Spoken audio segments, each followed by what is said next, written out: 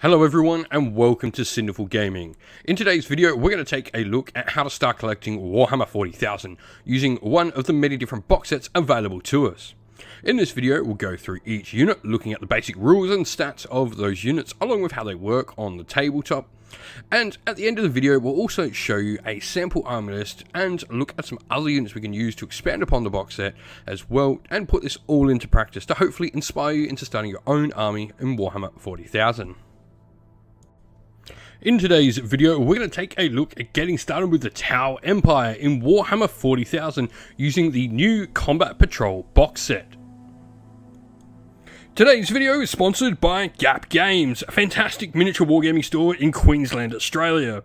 They stock a wide variety of miniature wargames from all things Games Workshop to some of my personal favourites, Conquest of the Last Argument of Kings, and all things Modifius wargames as well. Use our affiliate code in the link below to help support both this fantastic store and the channel as well. Leading the box set is a Tau Commander in Cold Star Battlesuit. A decently survivable character by Tau standards with 6 wounds and a 3+ save, the model also has ways to increase its wounds and gain an invulnerable save with various support system upgrades. This model can take a wide variety of weaponry that allow it to fill almost any role or be a solid jack of all trades piece. When leading a unit of Crisis Battlesuits, it'll give the unit it joins a 12-inch move, and it'll also gain the assault keyword on all the ranged weapons for its unit. The first unit inside the box is a Tau Fire Warrior unit. These can first of all be built up as the suggested by Combat Patrol, a Breacher team. These Fire Warriors are armed with Pulse Blasters, which are an assault weapon with a solid ballistic skill of 3+, at least solid for Tau. The unit is able to reroll wounds when shooting at units in range of an objectives, and will have a support turret weapon that can provide the unit with some extra shots. The alternative build for the Breacher Squad is the Strike Squad. These models are armed with longer ranged weaponry like pulse carbines or pulse rifles. They have access to the support turret weapon like the Breacher team, however, they have the suppression volley rule to target an enemy unit that has suffered hits from their ranged weapons and give that enemy unit -1 to hit. The next unit we have in the box set is a Pathfinder team. The majority of the unit are equipped with pulse carbines, but you'll have access to some more powerful special weapons like the Devastating Wounds Rail Rifle, Plasma like Iron Rifle, or the semi-automatic grenade launcher with 2 varying weapon profiles. The unit has a 7-inch scout special rule, and once per turn this unit can be selected as an observer unit a second time for the Greater Good Army special rule, meaning they can switch which unit is their sighted unit. Lastly, in the box set is a Devilfish. This is a dedicated transport that can carry 12 models. They have the deployment rule for rapid deployment, which means units can disembark after the transport has advanced, but can't declare charges when to do so. Not that you're going to be wanting to do so with Tau units. For a transport, it is fairly well equipped with 2 pulse carbines, a main gun option of either an accelerator burst cannon or smart missile system, and it also has a couple of seeker missiles to boot.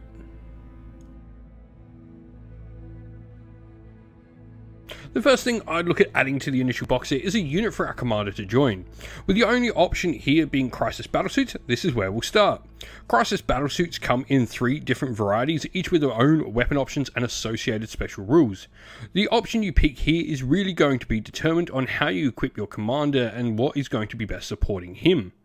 Personally, my pick would be the Fire Knife Crisis Suits, who are armed with plasma rifles and missile pods. They'll ignore modifiers to their hit rolls and gain some rerolls to hit as well, depending on the strength of your opponent's unit, whether it is at its starting strength or damaged. After that, another Devilfish to provide some protection and transportation for your other infantry unit in the initial box set is a great place to go. This means that both your Pathfinder and Breacher teams can be in transports, get around the battlefield and get to where they need to grab objectives. Next up, we have another Battlesuit unit, this time the Stealth Battlesuits. The unit brings some solid firepower for their cost, and 1 in 3 models can be armed with a Melter Fusion Blaster. Their forward observers rules allows when they are selected as a target of an observer unit, each time a ranged attack is made by their guided unit that they have spotted, they can reroll once to hit and wound. The homing beacon as well allows them to freely use rapid ingress where you've deployed it on the board, which is pretty cool as well. Next, moving on to something a bit bigger, we have the Sky Ray gunship.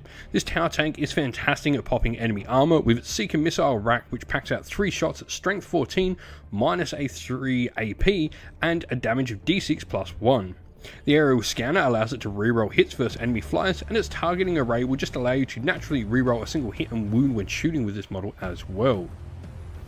Lastly, we have what I think is a solid light vehicle option. Scouts 9" come standard to the unit of piranhas, and they also have a toughness of 7 and 7 wounds. They're very good points wise for what you're paying. At the end of their movement phase, thanks to the drone harassment tactic special rule, they can force enemy units to take battle shock.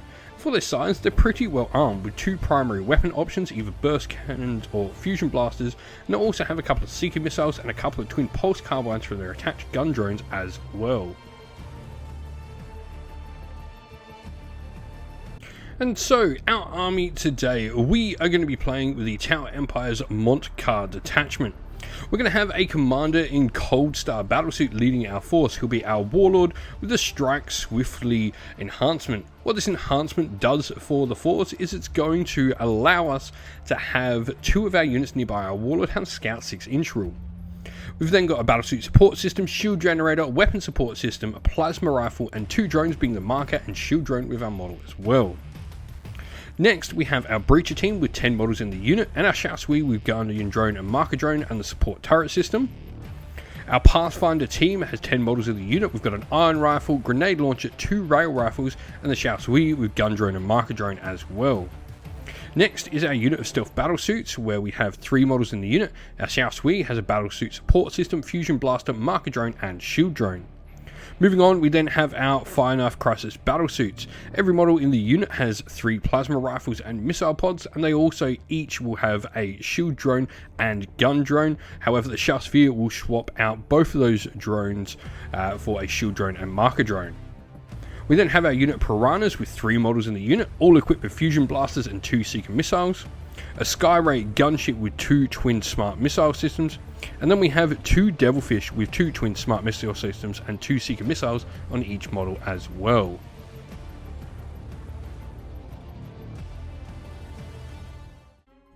We hope that you found this video helpful in getting started with Warhammer 40,000, and that it was able to give you some ideas and inspiration to start your own force in the game. If you have any further questions, please comment down below, and while you're there, don't forget to drop a like, subscribe, and join our Discord server to check out all of our future Warhammer 40,000 content.